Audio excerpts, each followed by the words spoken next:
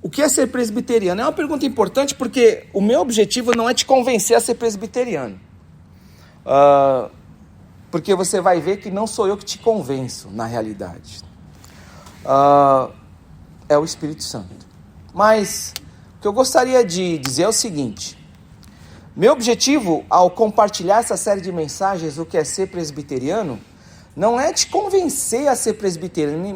Meu objetivo não é te persuadir, não é fazer com que você tenha um outro entendimento. Se esse for o resultado, amém, graças a Deus.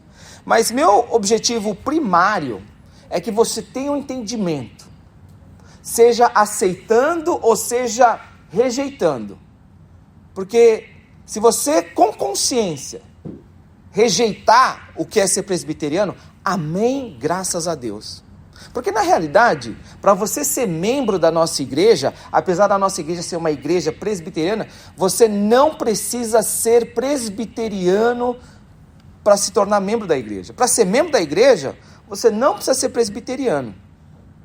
Agora, se algum dia você desejar no coração se tornar um diácono, se tornar um presbítero, aí sim você deve acolher, abraçar a doutrina presbiteriana. Porque aí você vai se tornar um líder e você vai ensinar outros.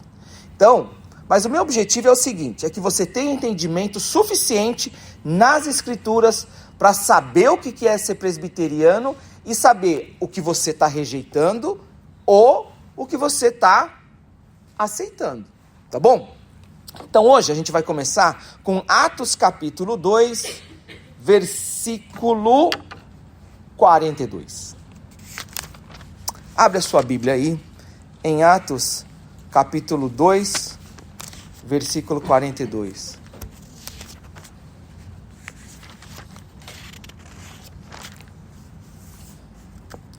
Gente, se eu pudesse pedir, sinceramente, se eu pudesse pedir um milagre na minha vida, para Deus fazer agora, eu pediria assim para poder enxergar plenamente.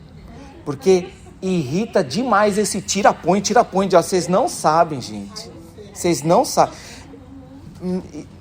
É muito estressante esse tira-põe. Mas vamos lá.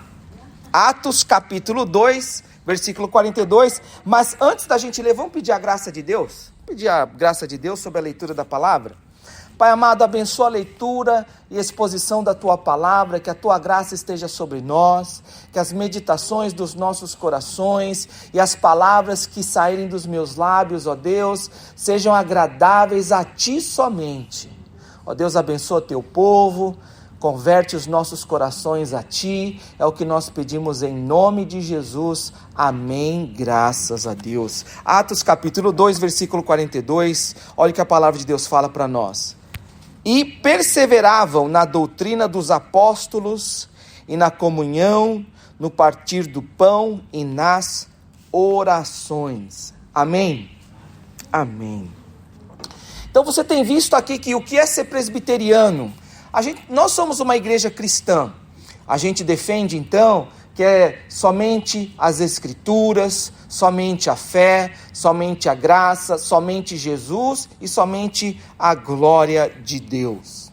Toda a igreja cristã verdadeira deve defender esses 5 valores, esses 5 princípios da reforma, que é somente a palavra de Deus nos leva à fé, somente a fé nos salva, a salvação é pela graça de Deus, somente recebemos a graça de Deus através de Jesus Cristo, Ele é o único sacrifício suficiente pelos nossos pecados, e tudo aquilo que nós fazemos, tudo aquilo que existe é para a glória de Deus e jamais para a glória do homem.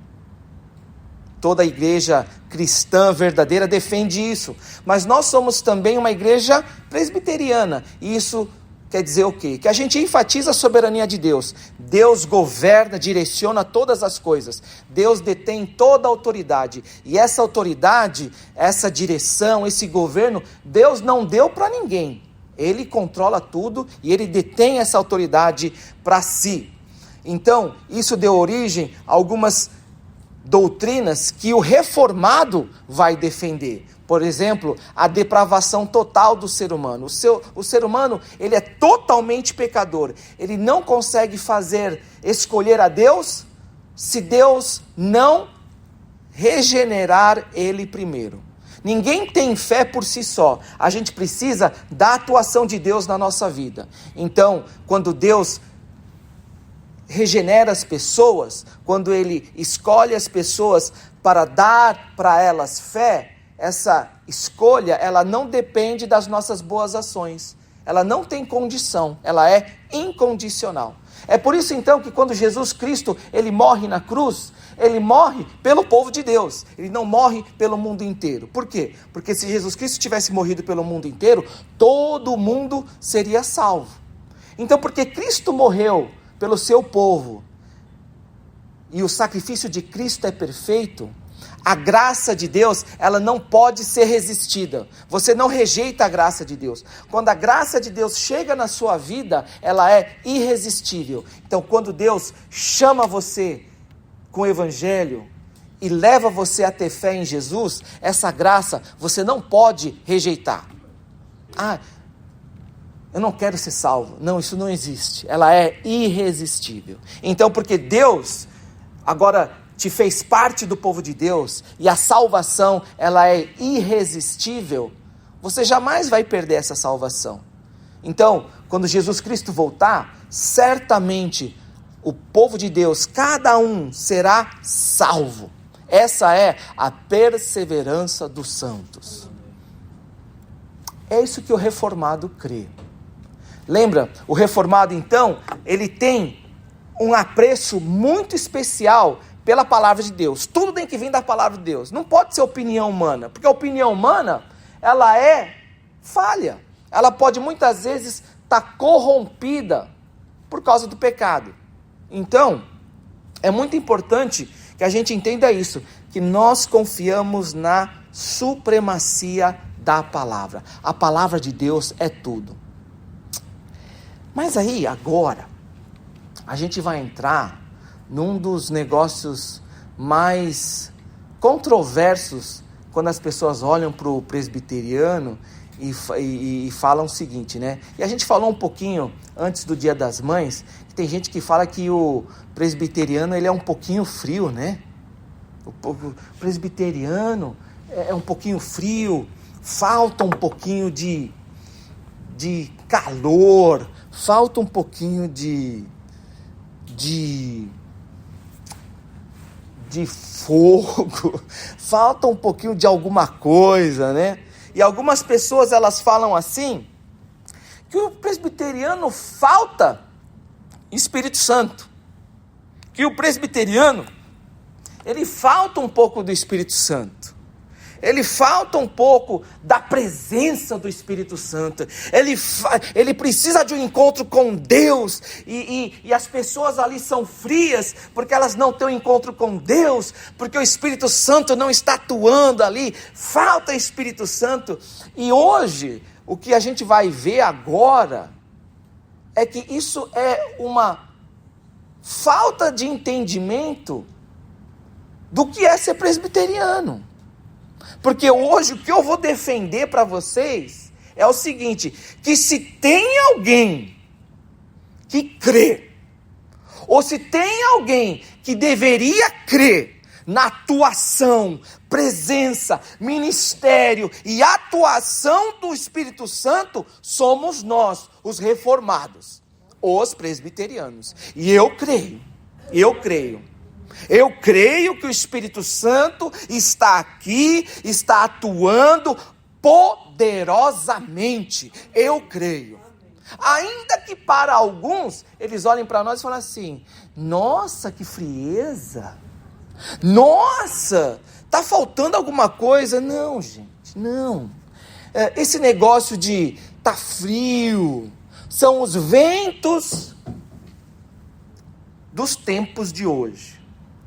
Porque a atuação do Espírito Santo, e é isso que eu quero que você entenda, não é a opinião do homem, não é aquilo que o pastor acha, não é aquilo que um grupo de pessoas falou, mas é aquilo que a palavra de Deus fala.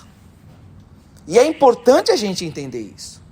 Que tudo aquilo que eu vou compartilhar com vocês agora tem uma base nas Escrituras. É por isso que a gente vai passear um pouquinho na Bíblia. Você vai ver que a gente vai passear um pouquinho na Bíblia hoje. Então, já deixa a sua Bíblia aberta aí, porque o que eu vou querer demonstrar para vocês é o seguinte, que precisa existir uma harmonia na atuação do Espírito Santo.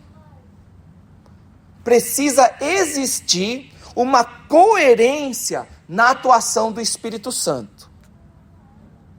O Espírito Santo agindo em um lugar, ele deve agir da mesma maneira, porque Deus, ele não pode trazer confusão para o meio do povo, não pode. Então, se o Espírito Santo atua de uma maneira, ele vai continuar atuando dessa maneira, e vai continuar atuando dessa maneira, porque o Espírito Santo não muda, o Espírito Santo continua atuando.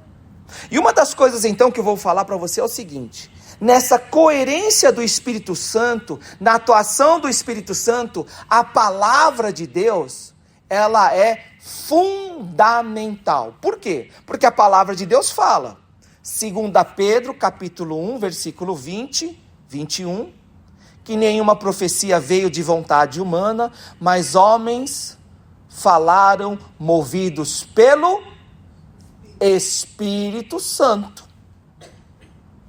2 Timóteo capítulo 3, versículo 16, fala que a palavra de Deus foi inspirada por Deus, como a atuação do Espírito Santo.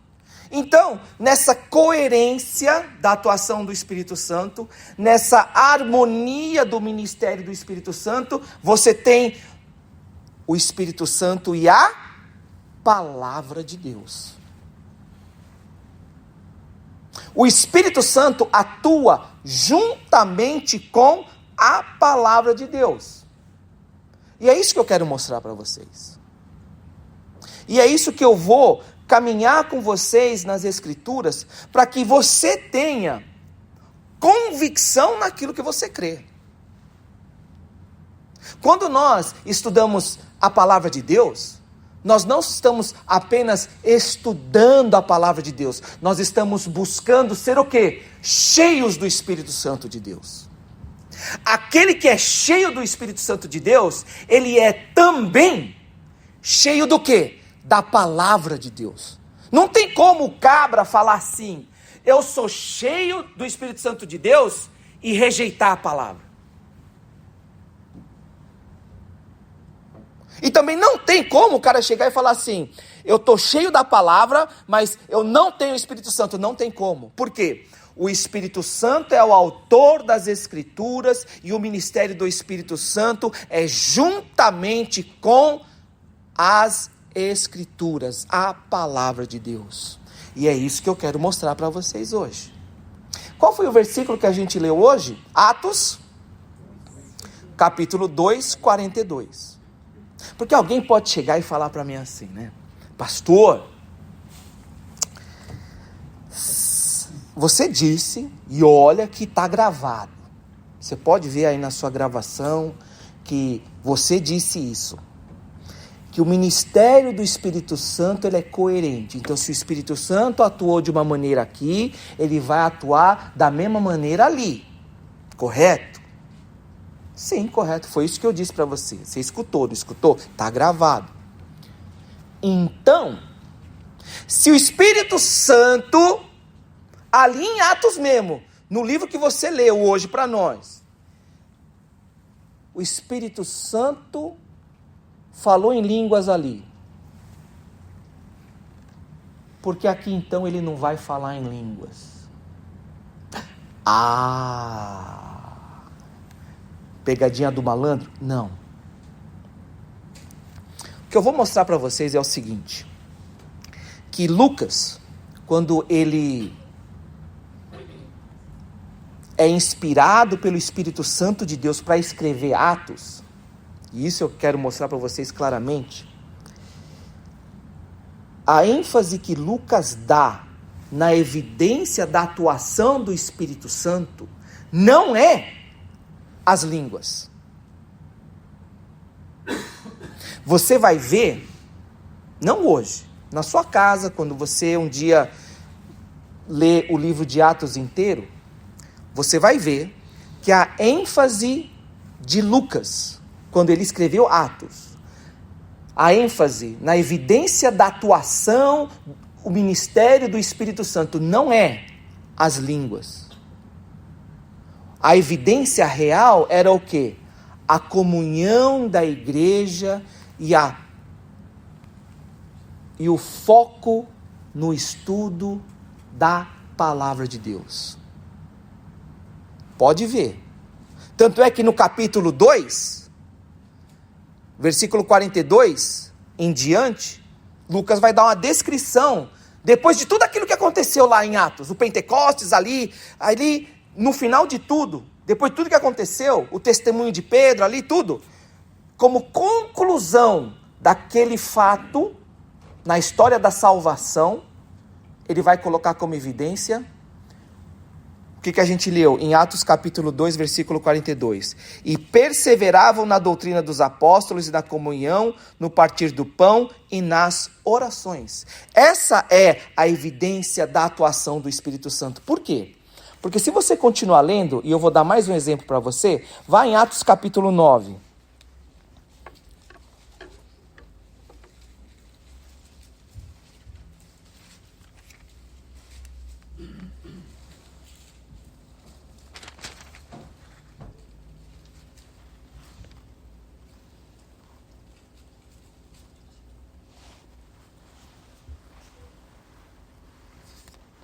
Atos, capítulo 9,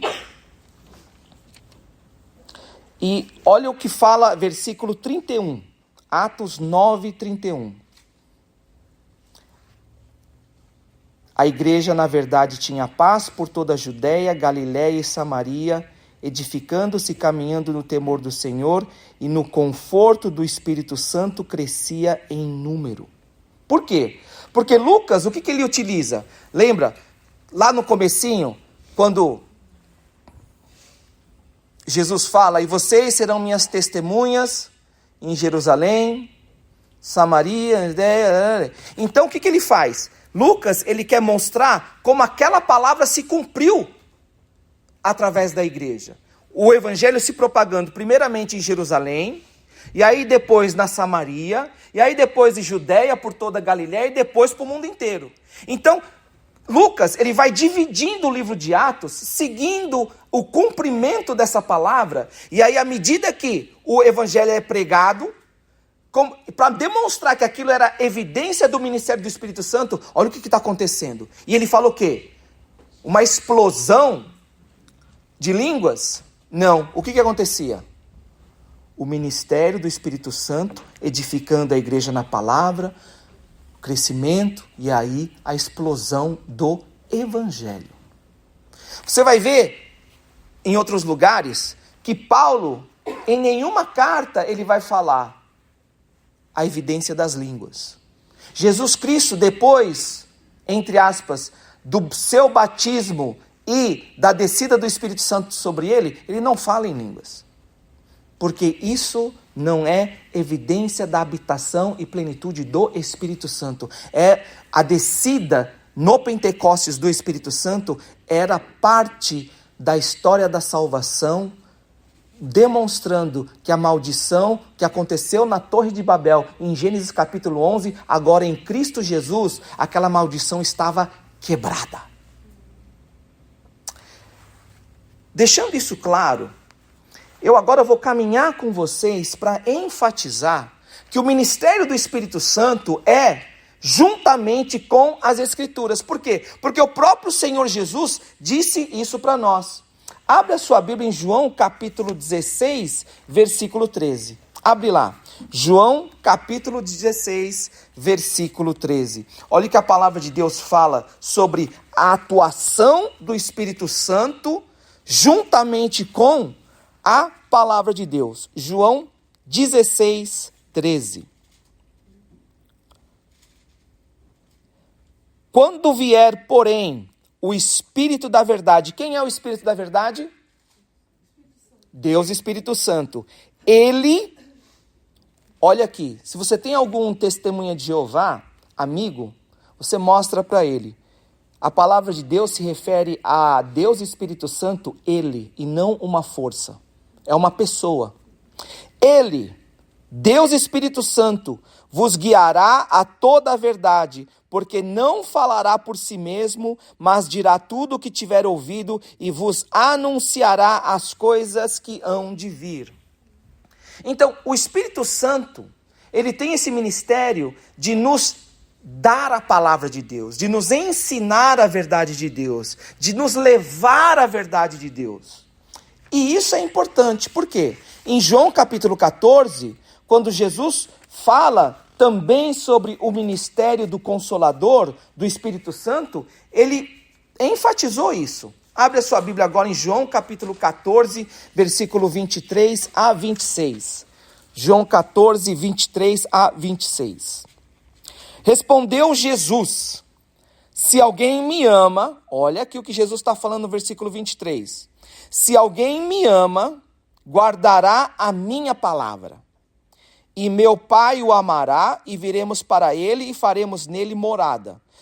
Jesus, então, aqui, ele compara o amor ao Pai, o amor a Deus, com guardar a palavra. Entesourar a palavra no seu coração. 24, versículo 24, ainda no capítulo 14 de João. Quem não me ama, não guarda as minhas palavras. E a palavra que estáis ouvindo não é minha, mas do Pai que me enviou. Olha aqui. E isto vos tenho dito estando ainda convosco. Mas o Consolador, o Espírito Santo, a quem o Pai enviará em meu nome, esse vos ensinará todas as coisas e vos fará lembrar de tudo o que vos tenho dito. Olha que interessante. Quem ama a Deus? Aquele que guarda a palavra do coração. Quem não ama a Deus, não guarda a palavra. Olha, isso é muito simples. Por quê? Porque o Espírito Santo, ele ministra no coração daquele que ama a Deus através da palavra. O Espírito Santo ensina, atua, age no coração daquele que ama a Deus.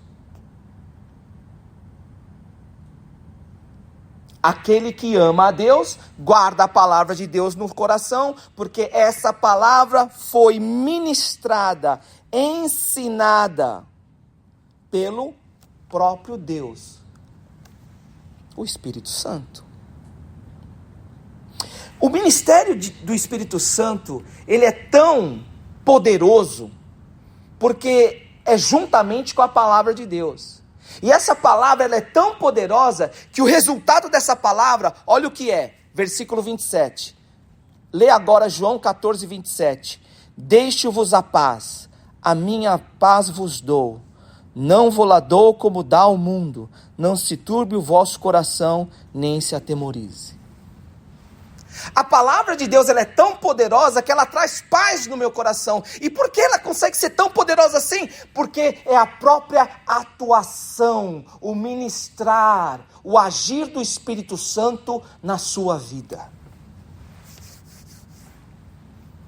Por isso que aquele que é cheio do Espírito Santo, ele é cheio da palavra. E não tem outro resultado, é impossível. Por isso que eu falo para você, se tem alguém que crê na plenitude, na atuação, no ministério do Espírito Santo, é o reformado. Por causa do apreço pela palavra de Deus. Pelo zelo da palavra de Deus. E não tem outra coisa, não tem outra possibilidade. Agora, é aí nesse ponto que eu quero chegar, porque quando a gente fala da palavra de Deus, nós estamos falando da verdade, né? E o que é a verdade? E como é que a gente chega nessa verdade? Porque convenhamos, a realidade é que temos muitas igrejas. E a gente não pode falar que só o presbiteriano que tem o Espírito Santo, que tem a palavra verdadeira. Não, longe de mim. Não. Salvação pela graça de Deus, e louvado seja o nome de Deus, acontece em todo lugar onde a palavra de Deus ela é fielmente pregada. E isso não é prerrogativa exclusiva da igreja reformada, da igreja presbiteriana, não. Pelo contrário. Onde a palavra de Deus ela é pregada fielmente, conversões e salvação ocorre, e louvado seja o nome de Deus. Porém, a gente tem que responder a essa pergunta: o que é a verdade e como é que a gente chega na verdade? Como é que você encontra a verdade? Como é que você sabe se isso daqui está certo, se isso daqui está errado? E como é que você chega nessa verdade? Né? Como é que a gente vai encontrar essa verdade? Como é que a gente busca essa verdade? Então eu quero que você agora volte um pouquinho e pense juntamente comigo, tá? Se o Espírito Santo revelou a verdade, e ele deu essa verdade para alguém, através das Escrituras, porque não pode ser fora das Escrituras, então essa verdade ela permaneceu constante, imutável, nunca mudou ao longo da história, até chegar no tempo de hoje. Correto? Sim ou não? Não pode ser, foi verdade 2000 anos atrás, e porque os tempos mudaram agora, o Espírito Santo está falando outra coisa. Isso não existe. Por quê? Porque aquilo que o Espírito Santo queria revelar para o povo, que levasse o povo de Deus à salvação eterna, é a mesma mensagem que continua sendo pregada fielmente e não muda. Porque salvação não muda de acordo com tempos e épocas. Porque Deus não muda. Então, se o que foi revelado pelo Espírito Santo, hoje, e aquilo é verdade, é então coerente com o que foi revelado lá atrás, certo? E é também coerente com o quê? O que o pastor fala? Não. Com o que o Papa fala? Não. Com as Escrituras. É por isso então que agora você vai entender uma coisa.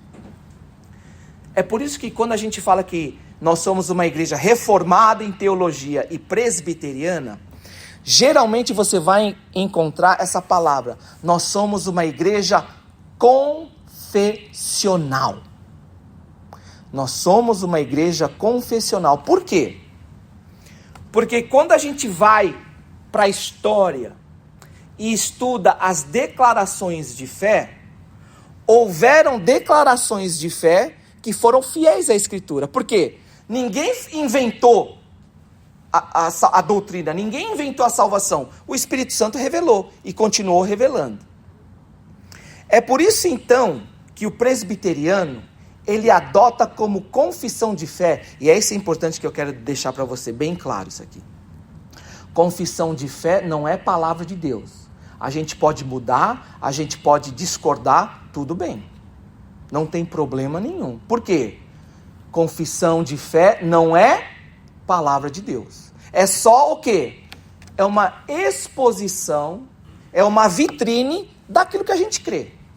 Você quer saber o que o presbiteriano crê? Vai nas confissões de fé. Você vai ver lá uma exposição clara do que a gente crê.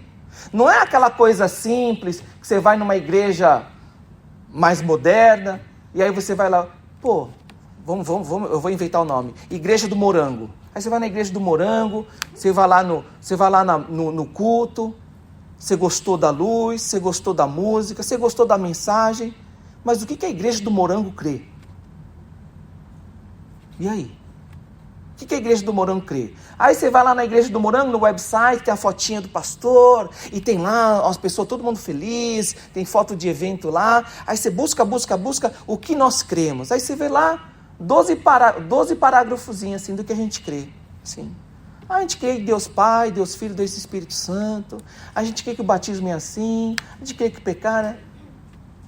E é só isso? Gente, tem muito mais coisa. Vida cristã não é tão simples assim. Então, A confissão de fé é isso, é uma exposição, é uma declaração das coisas que a gente crê. E isso aí, não é reza. Tem gente que acha que confissão de fé é reza. Não é reza, não é reza. A gente não reza a confissão de fé. A gente usa a confissão de fé para ensinar, porque é uma exposição daquilo que a gente crê e é baseado nas Escrituras. Tem que ser baseado nas Escrituras. Tanto é que na nossa denominação, a PCA, se tem uma coisa assim, na confissão de fé, que, por exemplo, o candidato. Eu creio que nesse ponto aqui é diferente daquilo que a minha consciência crê diante do Senhor.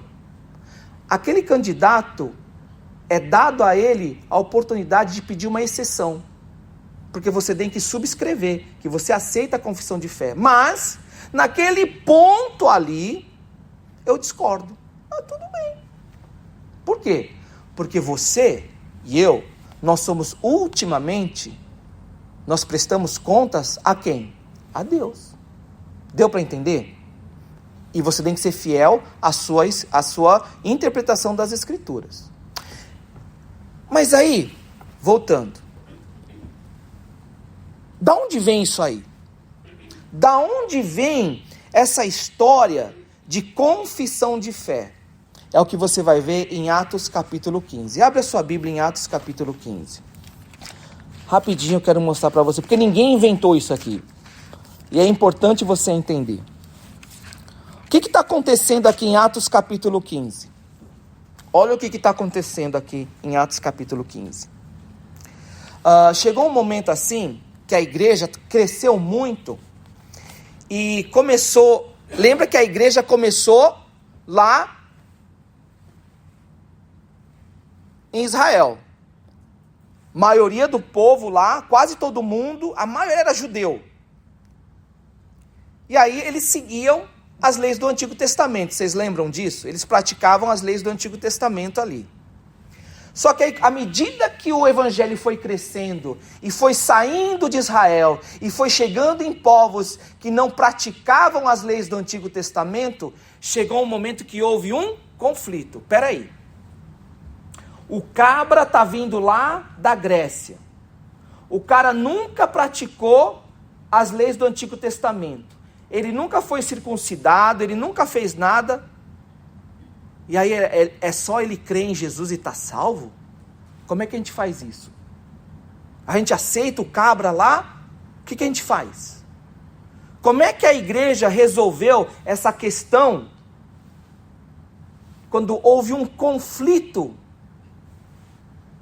de doutrina? Olha aqui, Atos capítulo 15, versículo 2. Olha aqui, Tendo havido, da parte de Paulo e Barnabé, contenda e não pequena discussão com eles, resolveram que esses dois e alguns outros dentre eles subissem a Jerusalém. A quem? Aos apóstolos e presbíteros com respeito a essa questão. Olha aqui, o que eu falei? Tem momento na minha vida, na sua vida, que a gente chega e fala assim: eu não tenho a sabedoria para responder essa questão, o que eu faço agora? É o que aconteceu com o Paulo e Barnabé. Ih, rapaz, e agora? Tem uns que falam que a gente tem que mandar os cabras se circuncidar, tem outros que estão falando para deixar assim. Eu não sei como resolver isso aí. O que Paulo e Barnabé fizeram? Mataram no peito, fizeram que nem roubaram e chutaram pro gol? Não. Eu não tenho a sabedoria, vou fazer o quê? Vou até os apóstolos e presbíteros. E aí eles se reuniram, versículo 6, então se reuniram os apóstolos e os presbíteros para examinar a questão. E aí depois, olha o que acontece, depois de resolvido, versículo 22, então pareceu bem aos apóstolos e aos presbíteros, com toda a igreja, tendo elegido homens dentre eles, enviá-los juntamente com Paulo e Barnabé a Antioquia, foram Judas, chamados Barsabás, e Silas, homens notáveis entre os irmãos. Eles resolveram a questão, e aí depois falaram assim, vou mandar eles para agora com a decisão que a gente chegou. Qual que é o princípio que está por trás disso? Se o mesmo Espírito Santo que atua aqui, ele também atua aqui. O mesmo Espírito Santo que atua nesse lugar, é o mesmo Espírito Santo que atua neste lugar, porque nós estamos buscando basear a nossa decisão na palavra de Deus. O reformado, o presbiteriano crê que é no conjunto que o Espírito Santo atua. O Espírito Santo, ele não vai revelar a vontade dele para um. Se é a vontade do Espírito Santo, depois de oração, de estudo na palavra, o Espírito Santo vai demonstrar a vontade dele através do conjunto. É o que aconteceu aqui. É o que aconteceu aqui. Da mesma maneira que a fé verdadeira foi revelada lá atrás para os apóstolos, ela continuou sendo revelada na igreja verdadeira, foi preservada, foi transformada em uma confissão de fé e ela continua sendo levada para as pessoas. Porque é o Espírito Santo atuando através da palavra de Deus. Por isso, quando alguém fala que o reformado, ele não crê no Espírito Santo, que o Espírito Santo, a presença do Espírito Santo não está ali, eu fico doido. Porque eu creio no Espírito Santo. Eu creio na presença do Espírito Santo. E aonde a palavra de Deus é fielmente pregada, o Espírito Santo está ali trabalhando, atuando, convertendo corações e enchendo vidas com a sua presença. Não existe outro lugar. E aí você vai chegar e falar assim, tá bom, pastor, então, o que a gente leva para casa hoje nessa palavra? O que a gente leva para casa como ensinamento? Primeiro, a evidência do Espírito Santo é revelada na harmonia. Na harmonia. Gente, se o Espírito Santo está atuando e mostrando, revelando a palavra na vida de dois crentes, não tem como aqui ser A e aqui ser B. Não tem como. Por isso é muito importante nós nos autoexaminarmos à luz da palavra de Deus. Porque ai daquele que se rebela contra a voz do Espírito Santo de Deus. Você já parou para pensar? Você já parou para pensar? O Espírito Santo, olha aqui, o Espírito Santo está revelando a vontade dele para ir para cá. Pensa bem. Só que eu ou você, de alguma maneira, por alguma razão, a gente está falando, vamos para cá. A gente não está indo só contra um grupo. A gente não está indo só contra uma maioria. Nós estamos bloqueando a vontade do Espírito Santo de Deus. Olha o negócio como é feio. Você já parou para pensar? Por isso que é muito importante a gente entender que o Espírito Santo, ele atua na coerência e na harmonia da palavra de Deus. E outra coisa que eu quero falar para vocês é o seguinte: porque o Espírito Santo atua na vida de todo aquele que é crente, verdadeiro, a fé, ela leva você a um entendimento das Escrituras. Porque, lembra, aquele que é cheio do amor de Deus, ele guarda o quê? A palavra de Deus. E aquele que guarda a palavra de Deus, ele é cheio do Espírito Santo de Deus. A fé leva ao entendimento, porque te leva não apenas a crescer com a cabeça, mas te leva a ser cheio do próprio Deus. Porque eu e você, nós somos templo do Espírito Santo, morada do Deus vivo.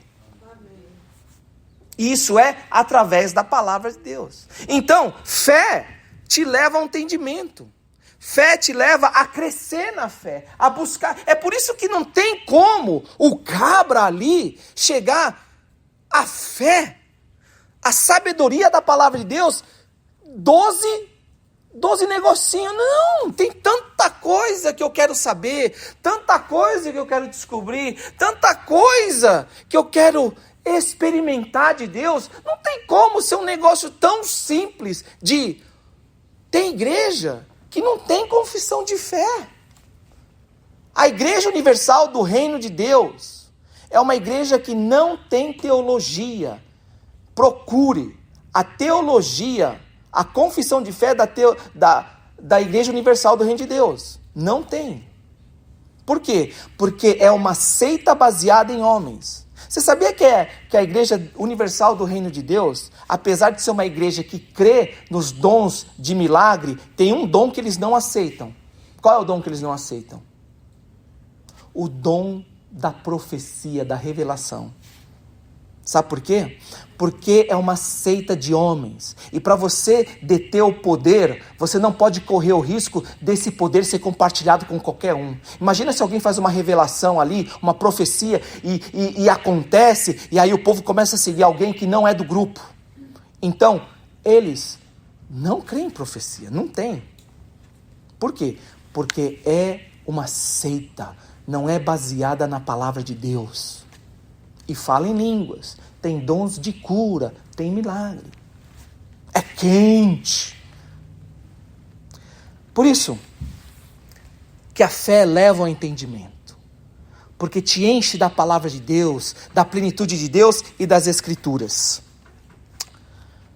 Por isso, meu amado, o que eu quero dizer para você hoje é o seguinte. Se existe alguma coisa que te afasta desse entendimento, cuidado. Porque pode não ser de Deus. Apesar de, no pacote, no embrulho ali, parecer que é algo bom. Pode não ser. Se a bênção material, se a prosperidade material, se qualquer coisa nessa vida te leva para longe do entendimento das coisas de Deus, cuidado. Porque pode não ser de Deus. Se o que tem em você é realmente uma fé salvadora e genuína, então o Espírito Santo de Deus habita dentro de você. Então o Espírito Santo vai atuar na sua vida de tal maneira que ele vai quebrantar o seu coração, à luz da palavra, e ele vai te levar cada vez mais para perto de Deus e não para longe de Deus. Como é que então aquela casa na praia te leva para longe de Deus? É bênção de Deus? Não, é tentação na tua vida. É tentação na sua vida. Tudo aquilo que te afasta da presença de Deus e do entendimento das coisas de Deus é uma tentação. Cuidado. Volte-se para Deus enquanto há tempo. Porque aquele que ama a Deus guarda as palavras de Deus no coração. Aquele que não se rende à palavra de Deus se mantém rebelde. Se mantém rebelde à atuação e ministério do Espírito Santo. Que Deus tenha misericórdia do seu povo e que nos continue abençoando à luz da palavra de Deus. Oremos. Pai amado, nós te agradecemos pela tua palavra e oramos, ó Deus, pela tua misericórdia. Fala conosco, nos ajuda, Pai. Precisamos do quebrantar de corações, ó Deus, através do teu Espírito, para que tenhamos verdadeira paz. Fala conosco, ó Deus, nos ajuda, tem misericórdia. É o que nós pedimos em nome de Jesus.